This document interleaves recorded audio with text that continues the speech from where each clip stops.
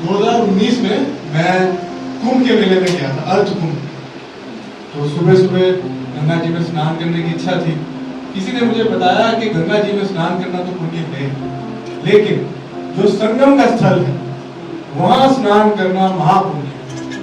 संगम का स्थल जहाँ पे गंगा जी में 2-3 और नदियां मिलती हैं। हमारा ये जो देश है, भारतवर्ष, इंडिया, हिंदुस्तान, ये भी एक संगम भूमि ही है, कई भाषाओं की संगम भूमि। और यहाँ का जो साहित्य है, जो लिटरेचर है, अदब है, वो अद्वितीय है, इनक्रेडिबल, क्योंकि ये उस संगम से जन्म ले रहा है। पर दुख की बात यह है कि हमने भाषाओं में इसको बांट दिया है, साहित्य का ध्रुवीकरण किया है भाषाओं में, और इस ध्रुवीकरण में वर्गीकरण भी किया है। एक भाषा को हम ऊपर समझते हैं, एक भाषा को हम नीचे समझते हैं। अंग्रेजी पोएट्स, इंग्लिश पोएट्स, नाक बड़ी ऊंची है, अंग्रेजी में लिखते हैं तो उनके अंदर इंग्लिश एरोगेंस है। हिंदी कवि में हिंदी का स्वाभिमान होना चाहिए, लेकिन दुख की बात यह है, मैं देखता हूँ आजकल हिंदी का अभिमान है, हम हिंदी भाषी है, अंग्रेजी में कविता हो ही नहीं सकती। तो ये बड़े दुख की बात है।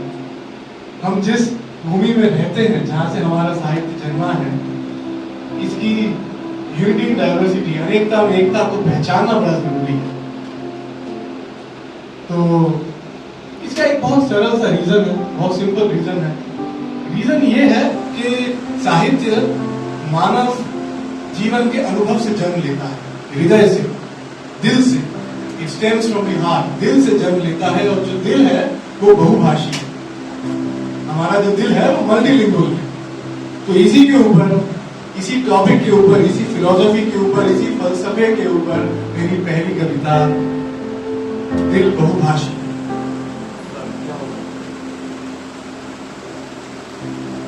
ये दिल बहुभाषी है, ये दिल बहुभाषी है, ये लंदन कलकत्ता काशी। क्या बात है। ये दिल बहुभाषी है, ये लंदन कलकत्ता काशी है। मधुशाला भी गम का प्याला, मधुशाला भी गम का प्याला भी, दिनकर और निराला भी। शिव मंगल का नाम आना वरदान भी, वरदान मांगूंगा नहीं। शिव मंगल का नाम आना वरदान भी, महादेवी वर्मा का जयगान भी, और अरुण कोलाटकर की इंग्लिश कविताएं भी, थोड़ी शेक्सपियर की रचनाएं भी। और अरुण कोलाटकर की इंग्लिश कविताएं भी, थोड़ी शेक्सपियर की रचनाएं भी। एमिली शेली और कीट्स, एमिली डिकिंसन, पीवी शेली, जॉन कीट्स, एमिली शेली और कीट्स के सोनेट ऑन रिपीट।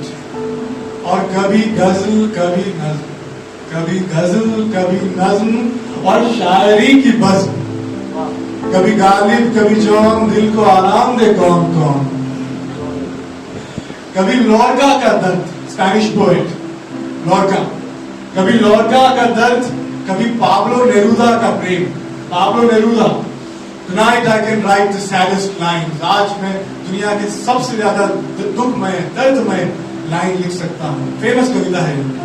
कभी लॉर्का का दर्द, कभी पाब्लो नेरूदा का प्रेम, a little bit of Spanish to up the game। और कभी गुरुदेव रविंद्रनाथ ठाकुर, और बांग्ला में नजरूल, काजी नजरुल इस्लाम, महाकवि। और रविंद्रनाथ ठाकुर को कौन नहीं जानता। और कभी गुरुदेव रविंद्रनाथ ठाकुर और बांग्ला में नजरूल। कविता को अलग समझने का मत करना ये भूल। कविताएं भाषा से ऊपर है, कविताएं भाषा से ऊपर है। किसी एक में कहा समाती है, महासागर की तरह कई नदियों में बह जाती है। कविताएं भाषा से ऊपर है, किसी एक में कहा समाती है, महासागर की तरह ये कई नदियों में बह जाती है। और जिस भी धारा से अमृत पियो, और जिस भी धारा से अमृत पियो, कहाँ अलग कोई रूप है। और जिस भी धारा से अमृत पियो, कहाँ अलग कोई रूप है। नाम थोड़े से भिन्न है, पर उसी का स्वरूप है। बहुत शुक्रिया। तो इसी के साथ ये मैसेज मैं हर जगह देता हूँ। आज बहुत ही खुश हूँ।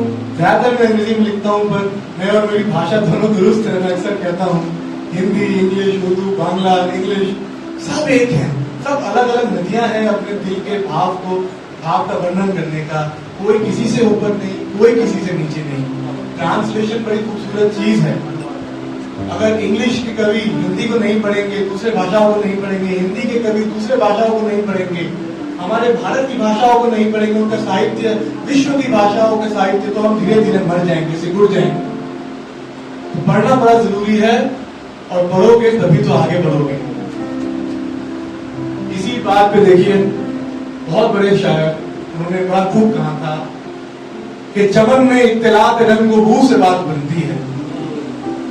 चमन, चमन यानी गान, चमन में इख्तिलात रंग, रंग देख रहे हैं, बू स्मेल सुन रहे हैं, सॉरी, चमन में इख्तिलात रंग बू से बात बनती है। चमन में इख्तिलात रंग बू से बात बनती है। हम ही हम है तो क्या हम है, तुम ही तुम हो तो क्या तुम हो। तो ये जो आप दोनों का, हम लोगों का ये जो साथ है, अलग अलग भाषाओं के हम कवि हैं भारतवर्ष की संगम भूमि में, इसी से हमारा साहित्य अद्वितीय है। हमें एक दूसरे से लड़ना नहीं चाहिए, एक दूसरे से भिड़ना नहीं चाहिए अव्वल आने के लिए, हमें एक दूसरे से सीखना चाहिए, हम सब अव्वल हैं। और अब साहित्य के इस फलसफे को लेकर मैंने बात करी, पर इस फलसफे से ज्यादा इम्पोर्टेंट है, ज्यादा जरूरी है कि साहित्य को लेकर बात की जाए, साहित्यकारों को लेकर बात की जाए। और जब साहित्य ही खतरे में हो तो सिचुएशन थोड़ी गंभीर है। आजकल तो ऐसा मंजर है कि जो कविताएं लिखते हैं लोग उन्हें गधा समझते हैं। इससे पैसा कितना कमाते हो भैया? घर चल जाएगा? शायद इनिशियल स्टेजों पे ना चले, पर चेष्टा तो है, कोशिश तो है। लोग कहते हैं कि जो कविताएं लिखते हैं, those who write poetry, वो उल्लू के पट्टे हैं। तो हम तो कवि हैं, हमें हर सिचुएशन का बेस्ट आउट ऑफ बेस्ट कि हम माहिर हैं। जो हमारी तरफ फेंकी जाए, तालियां हो, गालियां हो, हम उसको बटोर लेते हैं और उससे कविता बना देते हैं। तो ये कविता है उल्लू के पट्टों के लिए, उल्लू के पट्टों के लिए। उल्लू के पट्टे ही है वो जिन्होंने कलम उठाया है। उल्लू के पट्टे ही है वो जिन्होंने कलम उठाया है। और हर उस उल्लू के पट्टे को लगता है कि वो शायर है जिसे दुनिया समझ नहीं पाई।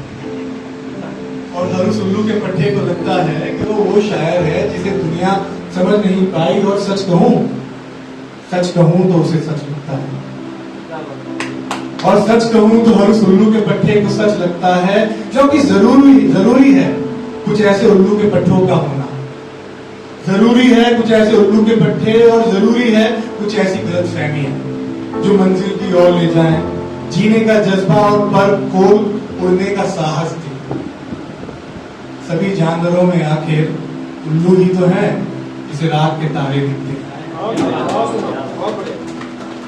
तो पोएट्री की, कविताओं की, साहित्य की, किसी भी फॉर्म में हो, प्ले में हो, शॉर्ट स्टोरी हो, नॉवेला हो, सोनेट हो, गजल हो, नज्म हो, बहुत से नेम शेक्सपियर बनाते हैं, नाम ने क्या लिखा है। पर साहित्य और साहित्यकारों की बड़ी इज्जत होनी चाहिए। बेचारे एक लड़ रहे हैं, it's a fight to survive. Comedy को तो मंच मिल गया है, कॉमेडियंस को, स्टैंड अप कॉमेडियंस को तो पैसा भी मिल रहा है। कविता का रेवोल्यूशन आएगा, मेरा दिल कहता है। इनकलाब जिंदाबाद। अब सारी जरूरी बातें हो गई हैं, बड़ी बड़ी अच्छी बातें हो गई हैं। अब लाइन पे आता हूँ, मोहब्बत मेरा फेवरेट टॉपिक है, तो थोड़ा प्यार मोहब्बत तो सुनाता हूँ आप लोगों को। आज वो सारी कविताएं, वो सारी शायरियां सुना रहा हूँ। ज्यादातर मैं अंग्रेजी में लिखता हूँ, पर जब जिस भाषा में थॉट आए उसी ओरिजिनल में लिखने की कोशिश करता हूँ। अच्छा है, आलोक भाई का बहुत शुक्रिया जो इसी बहाने मेरे अंदर की हिंदी कवि और उर्दू शायर को भी आज मंच मिल गया है। तो ये एक कविता है, साथ चाहिए। प्यार मोहब्बत, लड़ाई झगड़ा, विसाले यार, ये तो होता ही रहता है। पर विसाले यार के बाद जो रियलाइजेशन आती है, कविता उसी से जन्म लेती है। अभी मेरे से पहले बहुत सारे लोगों ने बड़ी खूबसूरत शायरियां, कविताएं सुनाई सेम टॉपिक पे। तो एक कविता है ये, साथ चाहिए। तमाम गुस्सा करते हैं हम, लड़ाई झगड़ा करते हैं, रिश्ता खराब कर लेते हैं। ज्यादातर केस में शायद अपनी, हर कोई अपने मन में देखे तो उसकी गलती है कहीं ना कहीं। तो इसी पे अर्ज है कि तमाम गुस्सा, तमाम शिकायतें, तमाम गुस्सा, तमाम शिकायतें, ये दुख दर्द की हिकायत। तमाम गुस्सा, तमाम शिकायतें, ये दुख दर्द की हिकायतें। काम तमाम करती है अक्सर दिले यार का, साथ तुड़वा ही देती है मोहब्बत से प्यार का। काम तमाम करती है अक्सर दिले यार का, साथ तुड़वा ही देती है मोहब्बत से प्यार का। देर लगी ये समझने में, अकल आने में ना देर लगी, अकल के दांत में आने में देर लगी ये समझने में, कुछ देर और खुद को समझाने में, देर लगी ये समझने में, कुछ देर और खुद को समझाने में कि गम अकेला रहने में नहीं, गम है अकेला रह जाने में। और इसी के बाद आखिरी कुछ शायरियां हैं जो मैंने लिखी हैं। आप लोगों में से मैंने देखा बहुत सारे अनमोल खूबसूरत शायर आप लोगों ने सुनाया है इतनी खूबसूरत शायरियां, तो कुछ मैं भी पेश करना चाहूंगा।